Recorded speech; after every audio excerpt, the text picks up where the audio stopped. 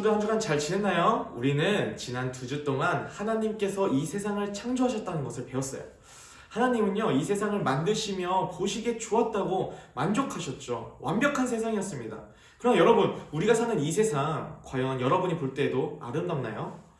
최근에 전도사님이 한 다큐를 보았어요. 제주도 또는 마라도, 완도 이런 섬들을 떠올리면요, 항상 아름다운 바다, 싱싱한 해산물, 이 해조류들이 많은 것으로 우리가 기억에 갖고 있습니다. 그러나 불과 2년 만에 생태계가 다 망가져 버려서 우리의 양식인 이 해산물, 해조류들이 점점 사라져가고 있는 모습들을 보면서 충격을 받았어요. 그리고 가장 피부로 와닿는 코로나 문제는 전 세계가 고통을 당하고 있죠. 전 세계 쓰레기 문제도 심각한 수준에 이르고 있습니다. 이런 모습을 보면 하나님이 보시기에 심히 좋았다고 하신 이 세상의 모습과는 정반대되는 이야기 같아요. 또한 하나님께서 특별하게 완벽하게 만든 이 사람의 모습도 과연 그대로일까요? 인간의 욕심과 이기심으로부터 자연이 파괴되고 또한 고통, 고난, 빈곤, 질병의 문제, 전쟁, 죽음과 같은 일들이 세상에 가득했어요. 이 하나님께서 처음 세상을 만드시고 보기 좋았다고 하신 모습은요, 전혀 상상할 수 없죠. 어떻게 이런 일들이 생겼을까요? 하나님이 창조하신 세상과 사람에게 문제가 생긴 거예요. 그 문제에 대한 내용이 오늘 말씀, 우리 창세기 3장의 이야기입니다. 창세기 3장은요, 하나님이 만드신 세상과 인간에게 문제가 생기게 한 그 원인, 죄에 대해서 말해주고 있는데요. 우리 함께 말씀을 보도록 하겠습니다. 그런데 뱀은 여호와 하나님이 지으신 들짐승 중에 가장 간교하니라. 뱀이 여자에게 물어 이르되 하나님이 참으로 너희에게 동산 모든 나무의 열매를 먹지 말라 하시더냐. 성경에서 뱀은요, 사탄을 상징해요. 뱀이 처음 만들어졌을 때는요, 본래 하나님이 만드신 들짐승 중 하나로 다른 들짐승과는 차이가 그렇게 크진 않았어요. 그냥 조금 더 나은 거는 지혜로운 면을 가지고 있었다는 거죠. 이것을 사탄이 이용을 합니다. 그 이후로 성경에서는요, 뱀을 사탄의 상징으로 여겨지고 있어요. 뱀이 여자에게 접근을 해요. 그리고 여자는 뱀의 속임에 넘어가 버리죠. 우리 한번 6절 말씀을 보도록 할까요?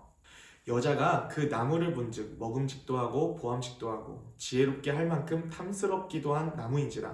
여자가 그 열매를 따먹고 자기와 함께 있는 남편에게도 주매 그도 먹은지라. 여기서 우리는 하나님과의 관계를 망가뜨리고 방해하는 이 사탄의 전략들을 한번 보려고 합니다. 첫째로 사탄은 우리를 속여 망가뜨리려 해요.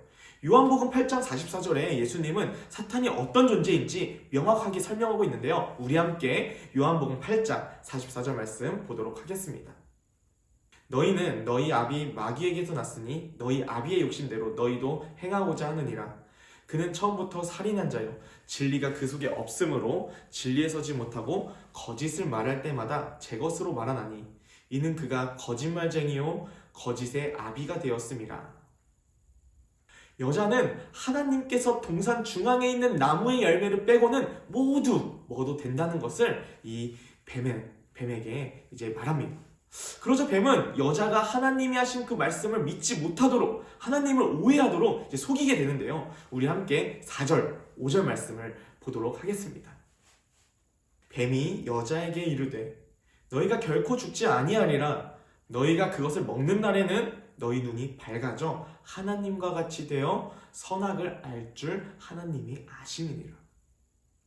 둘째로 사탄은 우리가 하나님의 자리를 탐내도록 유혹을 합니다. 하나님이 사람에게 주신 명령 안에는요, 2가지의 의미가 있어요. 하나는요, 하나님이 우리를 얼마나 사랑하시는지를 알게 돼요. 하나님은요, 이 세상에서 자기의 많은 권한을 인간에게 맡기셨어요. 하나님은 우리를 사랑하셔서 모든 것을 누리게 하고 싶으신 거죠. 그래서요, 우리가 사는데 필요한 모든 것을 채워주십니다. 이를 통해서요, 우리는요, 특별하게 만들어진 존재임을 알게 되고요, 하나님의 사랑을 알게 되죠. 또 다른 하나는 창조주와 피조물의 관계를 알고 사랑으로 맺어진 관계에 감사하게 되는 거예요.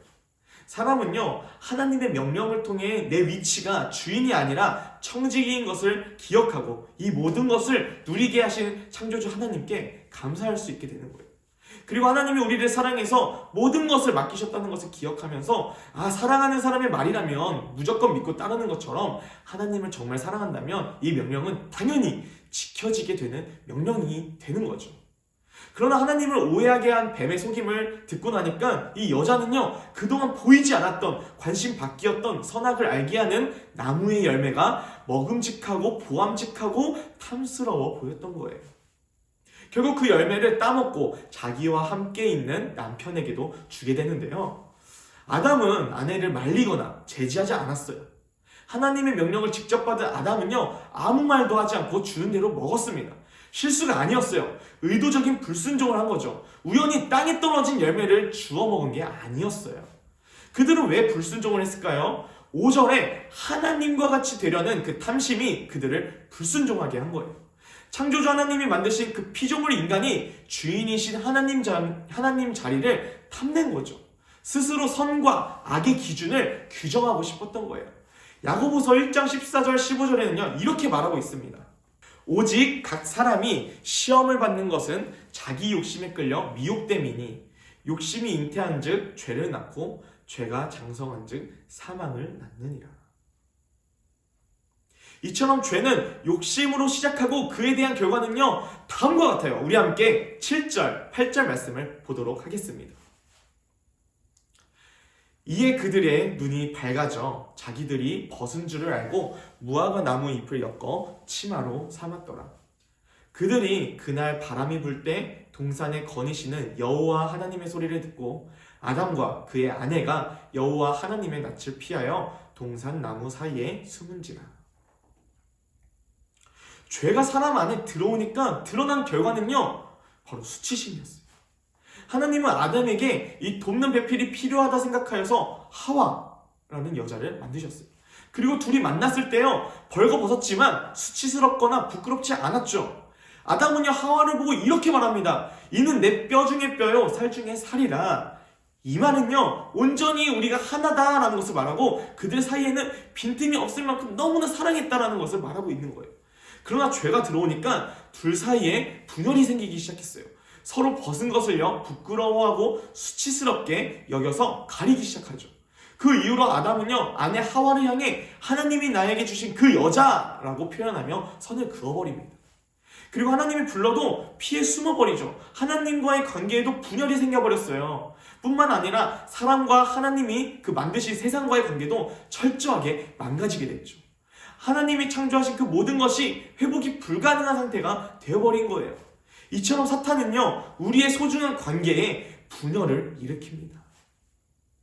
하나님은 여자를 유혹한 뱀을 심판하시고요, 뱀의 속임에 빠진 그 여자를 심판하시고 모든 책임을 가진 아담을 심판하십니다. 그러나 그것이 끝이 아니라는 거죠. 창세기 3장 15절 말씀입니다. 우리 함께 보도록 할게요. 내가 너로 여자와 원수가 되게 하고 내 후손도 여자의 후손과 원수가 되게 하리니 여자의 후손은 내 머리를 상하게 할 것이요 너는 그의 발꿈치를 상하게 할 것이니라 하시고. 세상은 망가졌고 회복이 불가능한 상태가 되었지만 하나님은 포기하지 않으시고 누구도 상상할 수 없는 구원의 계획을 실행하셔요.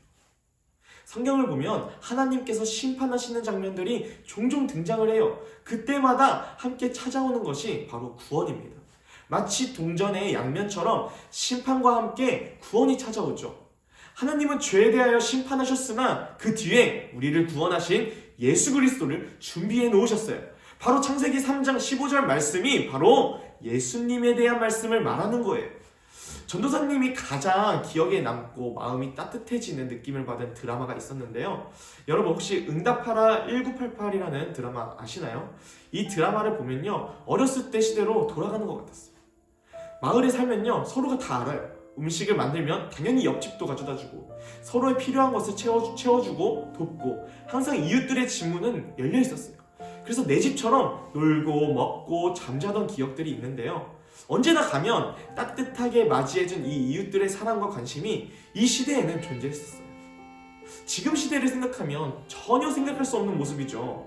그러나 이 모습이 100년 전도 아니고 50년 전도 아닌 불과 얼마 안 되는 시간이라는 거죠. 그러나 지금은 이 모습이 많이 사라져버렸어요. 어느 순간 우리 옆집의 이웃도 잘 알지 못하는 시대를 우리는 살아가고 있습니다.